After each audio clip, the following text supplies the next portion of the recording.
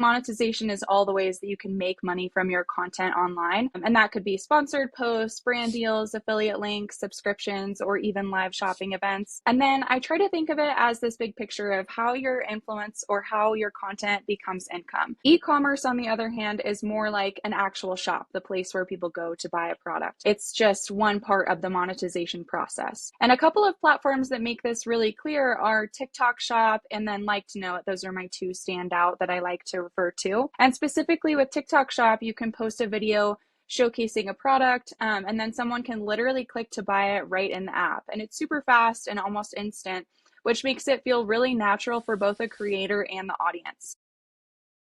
Hi, everyone, and welcome back.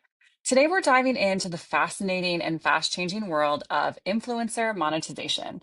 And joining me to talk about that is Brittany Bober, the influencer marketing and social media manager at the Abby Agency. Brittany has over 7 years of experience helping brands and creators build partnerships that drive results and feel authentic. And she's in a newer role for the agency, which she's going to tell us more about. She's been working in influencer marketing for a while, but the Abby Agency just rolled out a brand new program to support influencers. So, Brittany, welcome. Thank you for joining us. Thank you so much, Jennifer. I'm so excited to be here with you today and talk a little bit about my role and kind of my background and where I come from. So to start, I had a very different background than what I am actually doing right now. I went to Sonoma State University, and I actually majored in chemistry and thought I was going to go and become a dermatologist. And then 6 months before I graduated, I decided that I didn't want to spend 10 more years in school. So I decided to start working for a small government agency over in Sonoma County, where I was living at that time. And I was working as a budget analyst. And I didn't have this creative outlet that I really felt like I needed in my life. So I built out my own influencer platform and my own business, and then kind of started exploring how influencers monetize their own space. I would get up in the morning and read all these different influencer blogs. This was like 7, 8, 9 years ago, a long time ago, when influencers were kind of just starting to be a thing. And then I had kind of explored that for like 5 or 6 years, building on my own business. And then I moved over to Reno, Nevada, and I had found the Abby Agency. And then I started as a social media specialist over there.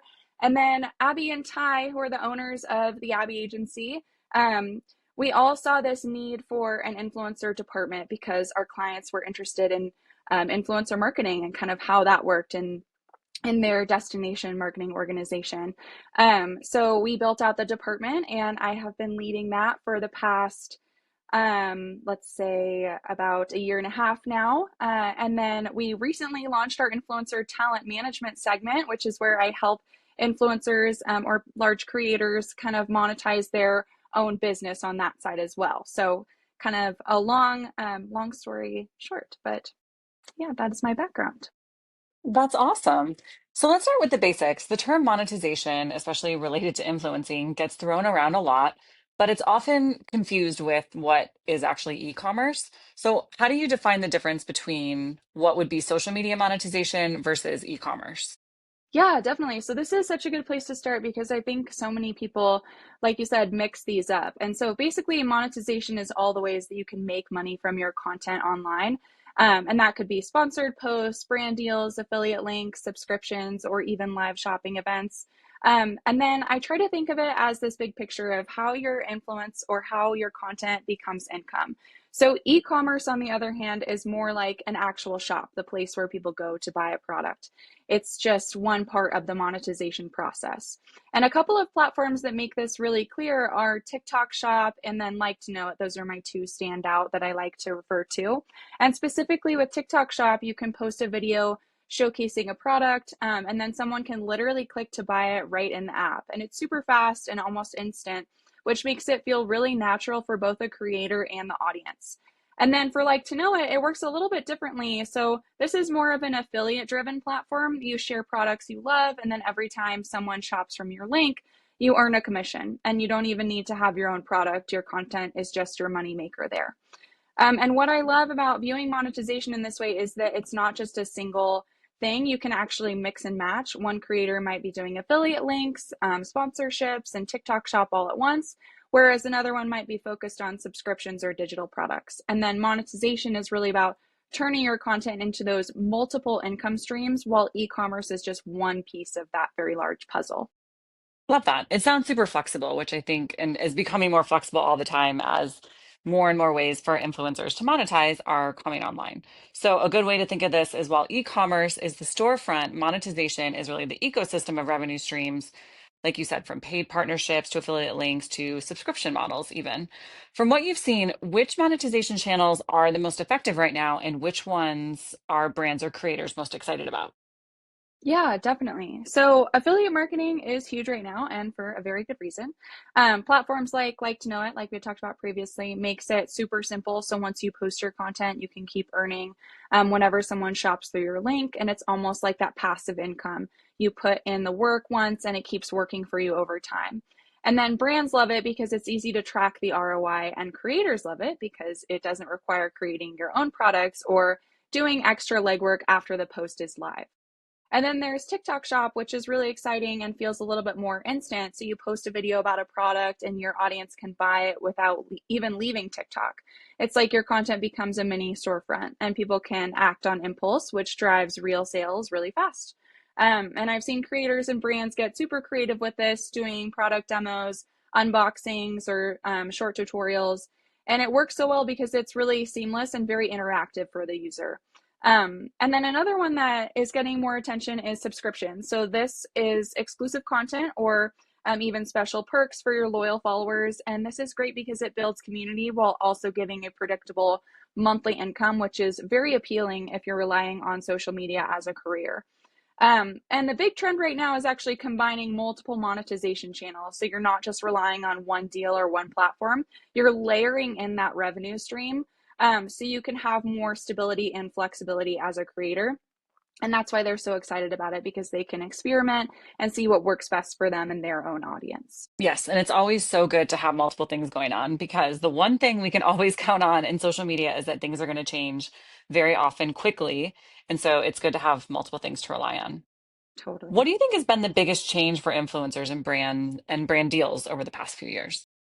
Yeah, so the biggest change I'd say is that it's no longer just about your follower count. A few years ago, brands were mostly asking, how many followers do you have?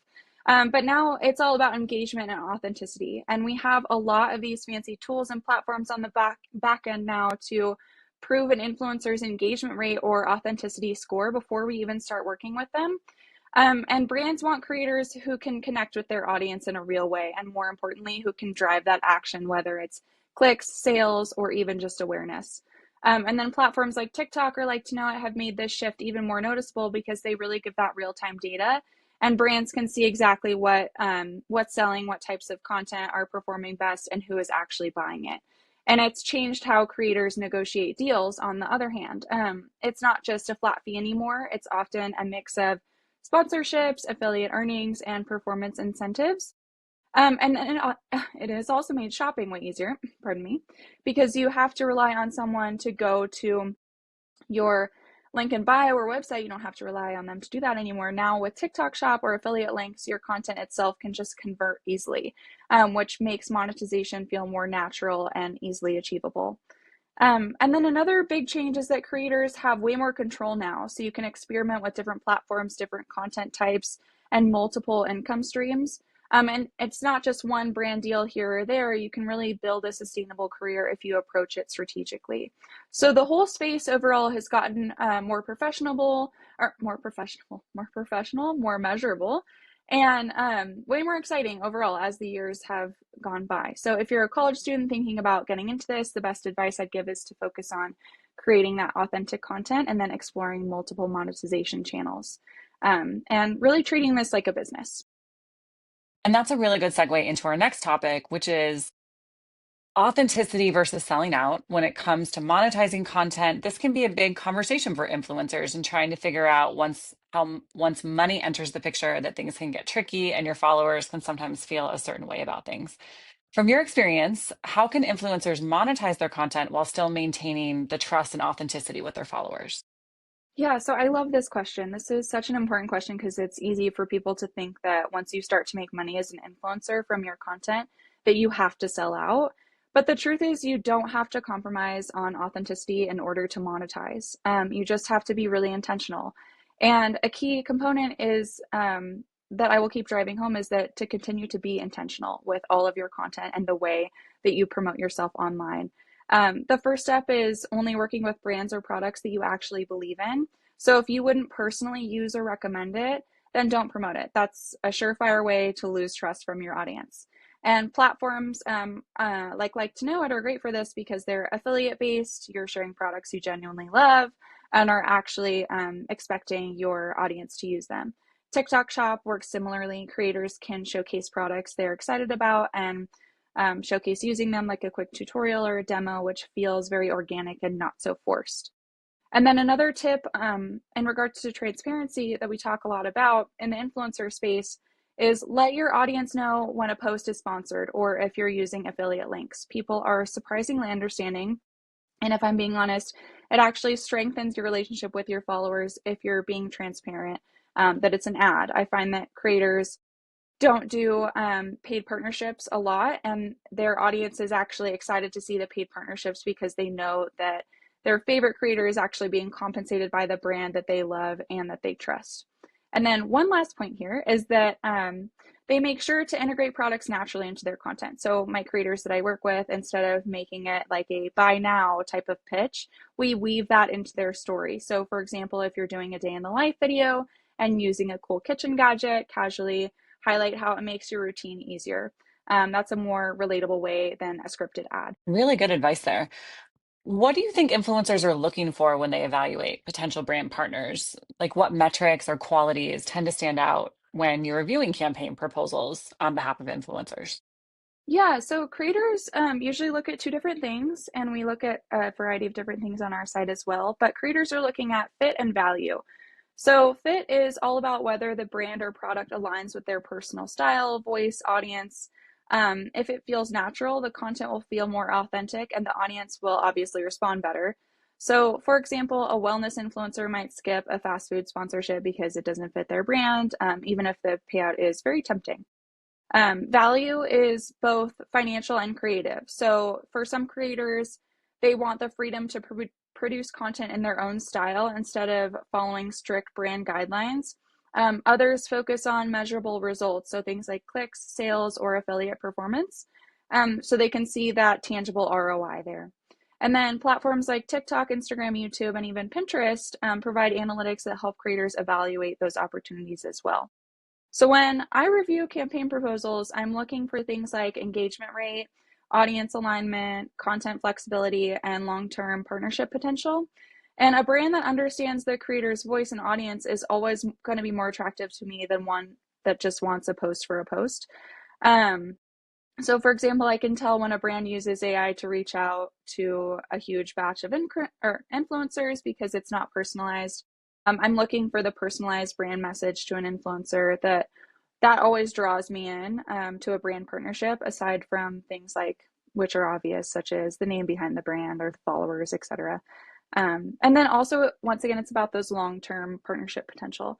So, like I stated previously, if a creator feels like a partnership could grow with their audience or even lead to ongoing collaborations, it's way more appealing to us than a one-off deal. Um, and yeah. Can you share a campaign that turned out to work out really well for an influencer that you were working with? Yeah, so we did a Skip Gen campaign for Visit Carmel by the Sea, if you're familiar with the destination. And so we did this Skip Gen campaign because we wanted to bring in grandparent and grandchild travelers. And we saw this growing trend on TikTok, so we brought in three different content creators that specifically spoke to this growing trend and built content that focused on, well, Skip Gen travel. This campaign really helped us raise awareness, not just about the destination, but to the creators themselves, because we had it so widespread from large creators, which are on the macro or celebrity level, to micro creators as well. So that is one campaign. We didn't necessarily have like a monetization component with that because it was destination focused and we were trying to build the brand awareness over there. But I think that that is a great example of how we can kind of build out a specific campaign for a destination, which sometimes people might not think that you could build out a campaign like that for a destination. It's more only monetization focused. Yeah, I love that. Skip Gen Travel. I have not heard that term before, so that's really fun. Can Yeah. you share an example of a campaign that maybe didn't turn out as well and maybe was a learning experience for you on what things to look out for when you're working with brands? Yes, absolutely. So working with influencers is a very up and down sometimes, to say the least. And so one partnership that didn't go as planned was our New Mexico Ruidoso campaign. So we manage the state of New Mexico for influencers and for PR, but specifically on the influencer side, we had brought in three different influencers because it was supposed to be a Ruidoso recovery campaign after the fires that they had experienced in their area. So each influencer that we brought in covered a different niche to highlight the destination. And two of them were really successful, creating great content, delivering on all their commitments. And then the third influencer comes along who was covering adventure and activities. And unfortunately, this influencer did not post any of the content that they captured while in market. They had gone through the full experience. We had gotten on multiple calls with them. They had signed a contract. I had followed up repeatedly with no response, and they essentially ghosted our team. So it was super frustrating at the time, of course, because it's always our goal to deliver results to our clients. But on the positive side, our client was incredibly understanding, and we were able to pivot really quickly. So we redistributed the budget to additional content opportunities, leaning into the two other influencer content, and then ended up maintaining strong campaign results overall. And I think this really just reinforced the importance of contracts, clear communication, and then having backup plans within your influencer partnerships. Yeah, that's well said. I think we forget that truly being an influencer, especially if you're monetizing, obviously, is like being a small business owner. And just like in the world, you have great business owners and other business owners who maybe struggle a little bit more. And, from their perspective, you're creating content, managing contracts, analyzing performance data, and building your own brand voice. It can be a lot for somebody maybe who came into success overnight or didn't necessarily have a background in doing any of those things before. What do you think are some of the biggest business challenges you see influencers face when they start to monetize? Yeah, so it's really interesting because I don't think a lot of people realize how much, like you just said, running a social media presence professionally mirrors running a small business. So when creators start monetizing, the biggest challenge is treating their content like a business asset, not just something fun to post.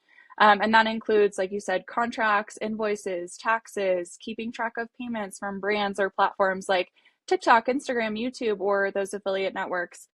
And then another challenge is balancing the monetization with the authenticity. So, like we talked about before, it's easy to say yes to high paying opportunities, but if it doesn't align with your audience or personal brand, it can really backfire on the creator. I see creators struggle with this a lot, especially when they're just starting out. They feel the pressure to take every opportunity, but that's really not what they should be doing. So, a part of this running a business as an influencer is learning how to evaluate deals strategically so you protect your credibility while still earning revenue. And then platform strategy is also a huge part of the challenge here, too. So every social platform has its own rules and audience behaviors. TikTok favors quick, high energy videos that can go viral overnight. Instagram is more polished and aesthetic, etc. Creators need to understand where their audience is and what content really performs best if they want to monetize in order to make their business actually work. And then Yep. finally, diversification is also really complicated here. So many creators start with just a single income stream like the brand partnerships, but that's risky with algorithm changes and trends that are fading and whatnot. So combining those multiple monetization methods is very important as well. Yep. I think a lot of people just underestimate how much admin work in particular can go into having this life. They really just think that influencers are just out there on brand trips and doing amazing things and getting stuff for free. And that can certainly be part of it. But like you said, there's a lot that goes along with it too. In your new position and working more with influencers to really build those sustainable strategies, what kind of support do you offer? And do you have an example of a creator that came to you really in their infancy and through the support of your team has grown to do even bigger things? Yeah, absolutely. So the work that we do at the Abbey Agency is really about turning creative influence into a sustainable business for them. And that means helping creators figure out which monetization channels fit their audience and style, building those long-term brand partnerships, negotiating fair deals, and then creating systems to track performance and income as well. And we also help them plan content calendars strategically, so post videos and campaigns are coordinated across platforms, and we're all aware and on the same page. And for example, I worked with a creator who was really strong on Instagram and TikTok, but she was mostly taking short term sponsorships that came her way and didn't have a lot of monetization behind it. She was good at creating the content, but her income was super inconsistent, and she was spending way too much time chasing deals rather than creating. So, together, we really mapped out a strategy that included affiliate programs, TikTok shop, integration, a subscription based model for exclusive content. And we also built a workflow for tracking deadlines, deliverables, and analytics. And then within a few months, she had a more predictable income stream, stronger engagement with her audience, and then more creative freedom because she wasn't taking on every opportunity that came her way. She was focusing on the campaigns that really made sense for her brand. That's awesome. A lot of what you've said is things I had not thought about before, which is really helping to build those long-term partnerships and not just those transactional deals that we most often associate with influencers. Yeah, definitely. And I think that's one of the most important things that I emphasize. I think that too often creators see brand deals as just those one-off opportunities. Like you post a photo and you get paid and that's it. But that's not, really the whole story. Yeah, it can be so much more. Yeah. Let's go platform by platform, starting with TikTok, which seems to be really leading the way, I think, in creator monetization and the different ways that you can make money through the platform. What do you think is working best on TikTok right now, and what pitfalls do you think creators need to watch out for? Yeah, so TikTok, I love TikTok. It's a fascinating space because it's all about the viral content that feels authentic and spontaneous. And what's really working are the videos that are those fast-paced, relatable, or highly entertaining videos. But then it's so key to remember that we also need to provide value in our content in some way. So, like tutorials, life hacks, product demos, or even the behind-the-scenes look into someone's life. So, TikTok Shop has really become this exciting way for creators to not only monetize, but you can link products directly and your followers can purchase in real time. And there are definitely pitfalls. So TikTok moves so fast that trends can change overnight. So as a creator, if you don't stay on top of the trends, it's easy for content to get lost in the algorithm. And then another challenge that I've seen so often is burnout because short form content is expected to be frequent. Creators feel this immense pressure to post constantly, which can affect quality and creativity. And one of the biggest mistakes I see is when creators push sponsored content in a way that feels really forced.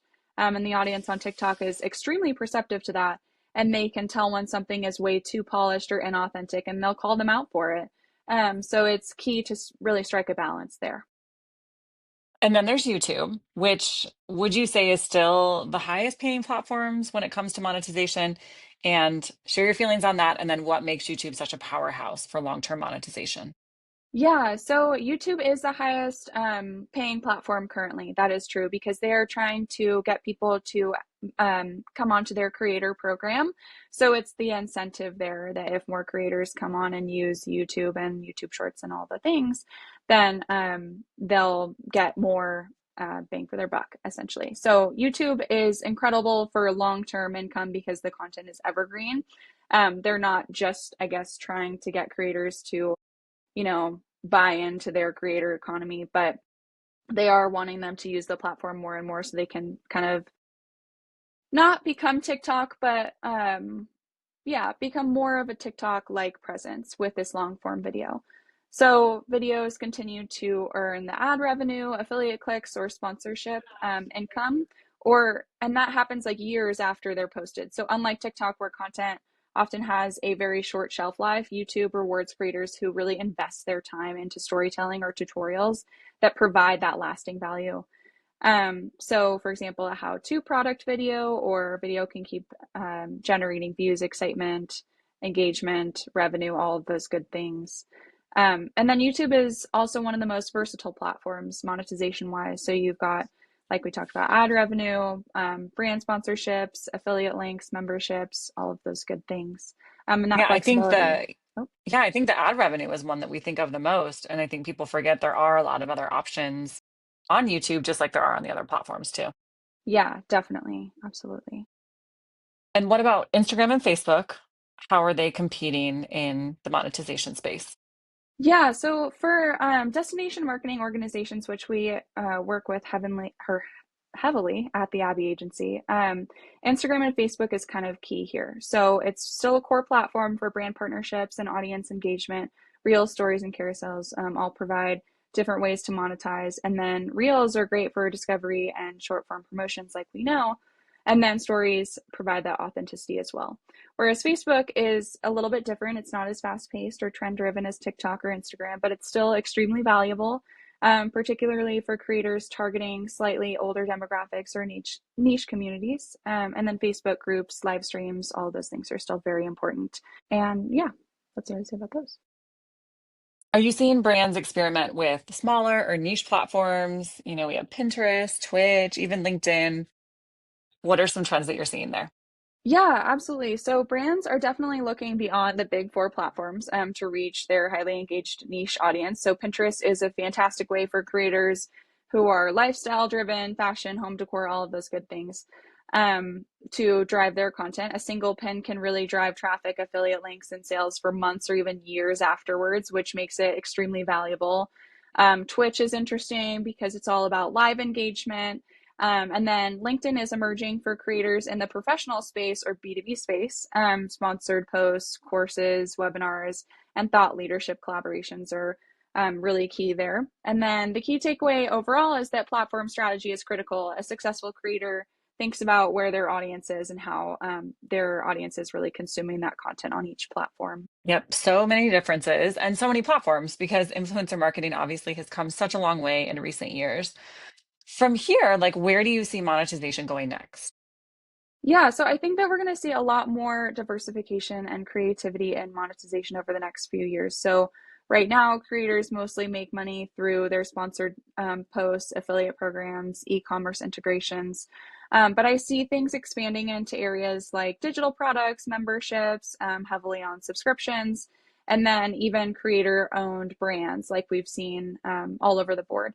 So, for example, a creator might launch an app or sell an online course or develop a product line that's directly tied to their audience.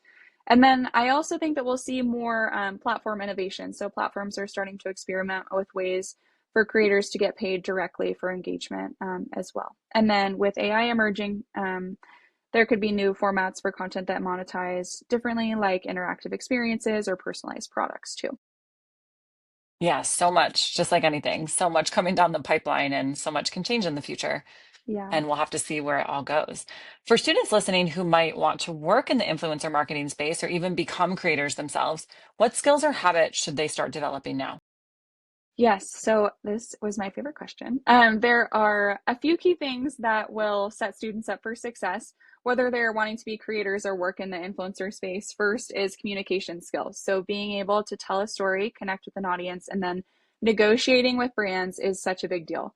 And then, second is analytics and data literacy. So, you need to understand metrics, engagement, conversion rates, and what success looks like beyond likes and views.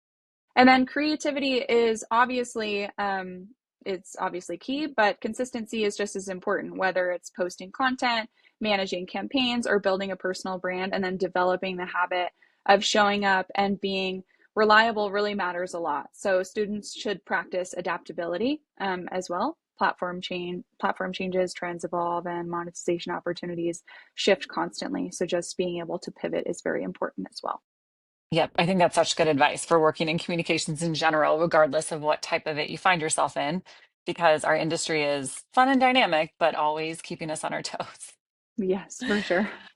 I'd like to close out by asking what's a personal full circle moment you've had in your influencer work, maybe a campaign or a project that reminded you why you love working in this field so much? Yeah, so there are a lot of reasons that I love working in this field so much, but a full circle moment for me has really been the opportunity to work with such a wide variety of personalities in the influencer space and getting to understand each creator as a unique individual. I'm a very big people person at heart, so I've always loved learning about what makes someone who they are and the experiences, passions, and quirks that really shape them. And what's so fascinating about influencers is that in many ways they're sharing their authentic selves online, right? They're showing parts of their personality, their lives, their values to an audience in a way that's really transparent, and getting the chance to meet with them in person or work with them closely to see who they are outside of social media is something that's so special to me. It's a side of people that most followers don't get to see, and it's a reminder that behind every post or video, that it's a real person and a real story. And then, if I can just add one more note to this, another full circle moment that I had has been building the influencer department here at the Abbey Agency. That journey has been really meaningful. It's gone through so many different stages, lots of learning, trial and error, and figuring out how this department fits into the agency as a whole. So seeing it take shape and grow has really been incredibly rewarding. I love that. So, for my students listening, here are the main takeaways from the conversation today. So, monetization is a process, not a button. It takes trust, consistency, and value. Engagement beats follower count. Micro influencers are often the most powerful voices. Authenticity drives longevity. Audiences can spot inauthentic partnerships a mile away. Diversify. Relying on one platform or income stream isn't sustainable. And influencing is a business. Treat it like one with contracts, strategy, and care. Brittany, thank you so much for joining us today and sharing such valuable insights. Before we go, I want to ask you a few final questions, especially for those listening who might be thinking, I'd like to become an influencer someday. Um, let's just say a student is starting from zero, no followers, no fancy equipment, just a passion for a niche. Where do you think they should start? Yeah, so if you're starting from zero, the most important thing I can say is to just start creating. You can't wait for the perfect camera or the perfect lighting or the perfect moment. Consistency is also really important. And authenticity, of course, like we talked about, are way more important than the production quality, than whatever you're shooting. And then it's always important to tell new creators or other people what is something that you're genuinely passionate about, through your own lens or through your own page. What can you offer your own audience that's unique as well? And once they get into that routine of posting regularly, how can they start getting noticed by brands? You mentioned a few things during our conversations about that personalized outreach that always stands out to you, but what steps should they take to get on a brand's radar or even pitch themselves? Yeah, so first focus on building a strong, consistent portfolio of content. Brands want to see creators who are professional, and aligned with their own values. So once you have a body of work, start engaging with brands organically, follow them, share their content if it fits your niche, and tag them in a way that's natural, not pushy. And don't be afraid to reach out directly. So craft a short, authentic pitch that highlights who you are, your niche, and your audience, and why you think a partnership could be valuable between the two of you. And you can also include your metrics, if you have them, like a media kit or engagement or growth. Focusing on all of those things when reaching out to a brand is very important. Yeah, those are such great points. And it's such an easy way to build a relationship with a brand if they see you out there talking about them and sharing them in a way that feels authentic. And they notice and take note of the people that are supporting their brand even before you have partnerships with them. Do you feel like that's been your experience too? It really has, yes, definitely. And how do you think new creators can balance growth while maintaining mental health and authenticity? Because social's a grind and it really is the algorithm in a lot of ways rewards burnout because of how much content is required to really stand out. So how do you help creators navigate that? Yeah. So the first thing I always tell creators is to set boundaries and expectations for yourself. You don't have to post constantly or chase every trend to be successful. Take the time to really create content that feels good to you and that you're proud of. It also helps to step back and evaluate why you're creating this content. Is it for your audience, for a potential career, or is it just for fun? So when you stay connected to your why, it's easier to make decisions about what opportunities to take on and what to say no to. Well said and great advice to end with today. So Brittany, thank you so much again for being here. Thank you so much for having me. It's been a pleasure. All right, everyone. I'll see you next time.